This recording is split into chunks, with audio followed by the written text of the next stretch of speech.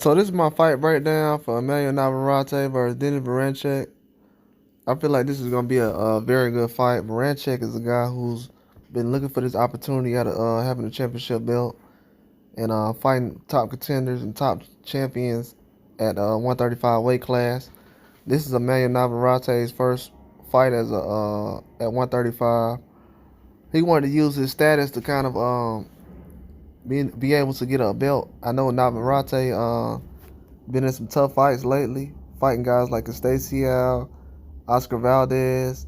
It's been a lot of different things going on, but Navarrete, in this fight, I feel like I give him a good chance also with Berinchyk. But with this fight, Navarrete is going to be a guy who's going to be aggressive. He feel like his new hand, like he said, basically his hand was affected in the last fight. Didn't really give him a chance to kind of put the finishing touches on the fight with Castacial. I feel like he's going to be do an excellent job because in the last couple of fights we've seen, Navarrete is the guy, he'll throw a overhand right 3 or 4 times, or he'll throw a jab 4 or 5 times.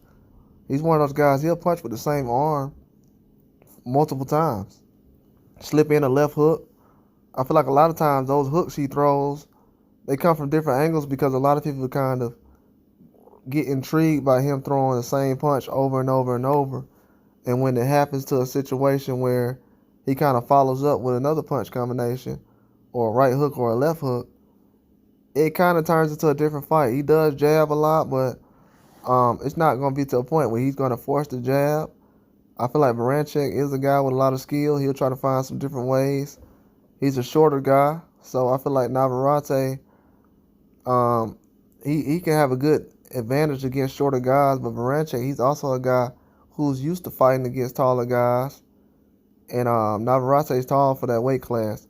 We're going to see what's going on as far as the overall fight, but I feel like Berinchy's best strategy right now will be going to the body. I think trading upstairs with Navarrete will be a bad idea just because Navarrete is the kind of fight he wants. He has a lot of movement.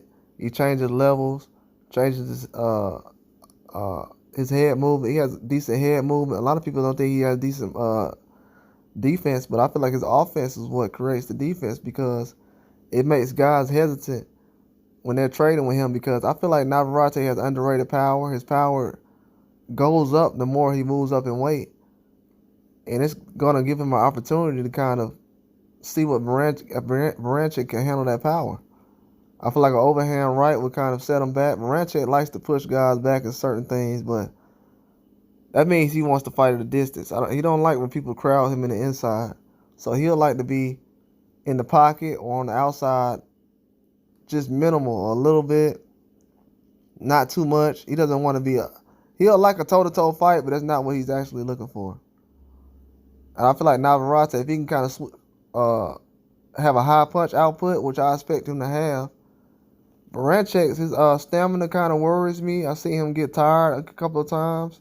Maybe it's just his breathing technique. Sometimes guys look more tired than they actually are. But I feel like Navarrete will have an advantage when it comes to the stamina. He has a chin, but he also has great recovery when he gets caught on the chin. He can be hurt. He can be put down. But at this time right now, I don't know if Berinchyk will be able to stand in the pocket and trade with a guy like Navarrete. Navarrete has a whole arsenal. But Berinchyk, he has the footwork and the things to make it happen, but his feet have to be rapid and it has to be at a high pace because at this point right now, Navarrete, his footwork has gotten better over the last couple of fights.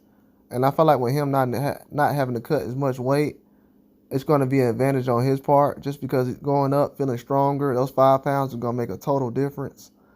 I can see the fight going possibly 12 rounds, late 10 round stoppage. But in this case, I would go with a decision with Navarrete. I feel like it's going to be an excellent fight. And that's all I got. Like and subscribe.